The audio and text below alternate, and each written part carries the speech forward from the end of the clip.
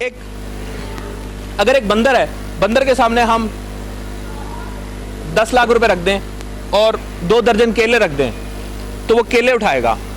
عقل مند ہوتا تو 10 لاکھ روپے اٹھا لیتا. اسی طرح ہمارے جیسے لوگوں کے سامنے اگر ہم بزنس رکھیں اور نوکری رکھیں تو ہم پہلے نوکری اٹھائیں گے. میں جب نیوی میں ایک مشن پہ گیا 7-8 سال پہلے سیلاب آیا تھا سندھ میں, تو سندھ میں وہاں پر ایک سیلاب میں ایک فیملی بیٹھی ہوئی تھی. وہ غلام تھے, کسی وڈیرے کے غلام تھے. وہ کھانا نہیں کھا رہے تھے. ہم ان کو کہہ رہے تھے کہ آپ کھانا کھائیں, وہ کھانا نہیں کھا رہے تھے.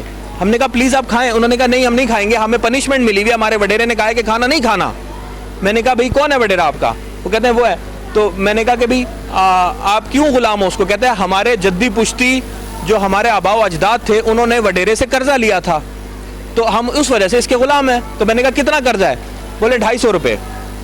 تو میں نے کہا یہ لو 250 روپے اور جاؤ آزاد ہو جاؤ. تو اس وقت اس نے مجھے کہا کہ نہ صحیح نہ, ہمیں آزاد نہیں ہونا. اگر ہم آزاد ہوئے تو ہم کہاں جائیں گے؟ ہم سب کی مثال اس غلام کی سی ہے کہ اگر کوئی روشنی دکھائے بھی نا تو نہ صحیح نہ, ہمیں اتنے بڑے خواب مت دکھاؤ, ہم اسی چکی میں پیسے رہنا چاہتے ہیں. یہی زندگی پسند ہے. صبح جائیں اور دھوپ میں خوار ہو کر واپس آئیں اور تھک کر سوئیں, پھر جو پیسہ آئے گا نا پھر ہم کہیں گے ہاں مزہ آ گیا. ٹھیک ہے, آرام سے اگر آپ کو وہ زیادہ مل رہا ہے تو وہ کیوں؟ کیونکہ ہم غریب ملک ہیں.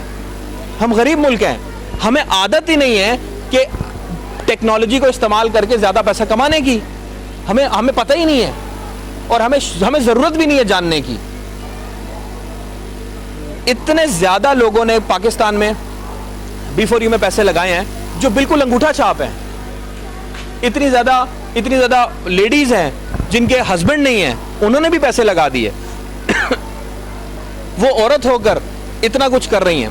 ٹھیک ہے, اور ہم لوگوں نے کیا کیا؟ کچھ بھی نہیں. ہم نے, آپ لوگوں میں سے بہت سارے لوگ میرے ساتھ بہت عرصے سے رابطے میں ہیں, لیکن جو پہلا قدم ہوتا ہے نا اس کو اٹھانے کے لیے ہمت چاہیے. مجھ سے کسی نے کہا, مجھ سے ایک دفعہ اعظم بھائی نے کہا کہ ارسلان بھائی آپ کے پاس پیسے تھے تو آپ نے لگا دیے نا. اس وقت میں نے جواب دیا, میں نے کہا یہ بات نہیں کرنا, میرے پاس پیسے نہیں تھے, میرے پاس بھی وہی مکان تھا جو آپ کے پاس تھا, برابر ہے ہم دونوں. میرے پاس صرف ہمت تھی بس, اور آنکھوں میں خواب تھے. ان خوابوں کو پورا کرنے کے لیے میں نے یہ کام کیا. میں نے 1000 سال کی زندگی کا نہیں سوچا کہ میں ابھی پہلے کرائے پہ چڑھاؤں مکان کو اور پھر اس کے بعد 15 سال تک کرایہ لوں اور پھر کرایہ داروں کے بھی جھنجٹ دیکھوں, یہ بھی کروں وہ بھی کروں. ایسا نہیں سوچا میں نے. وہ آنکھوں میں خواب. اب دیکھیں, خواب کی بات کرتے ہیں, 2 طرح کے لوگ ہوتے ہیں.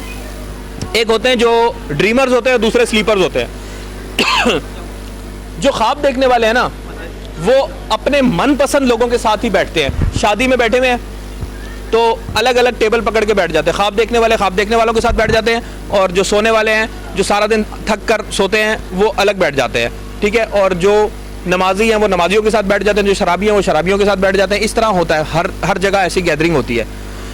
یہ خواب دیکھنے والے اگر دوسرے تھک کر سونے والوں کے ساتھ اگر مشورہ بھی کر لیں گے نا تو وہ ان کا مذاق اڑائیں گے. اور یہ تھک کر سونے والے اگر خواب دیکھنے والوں کے پاس آئیں گے, کوئی مشورہ کریں گے تو یہ ان کا مذاق اڑائیں گے. آپ نے دیکھنا ہے کہ آپ کس سے مشورہ کر رہے ہیں. اپنے بھائی سے مشورہ کر رہے ہیں, بے شک اپنے بھائی سے مشورہ کر رہے ہیں, لیکن کیا وہ آپ کی طرح خواب دیکھنے والا ہے؟ یہ بات سمجھنے کی ضرورت ہے. ابھی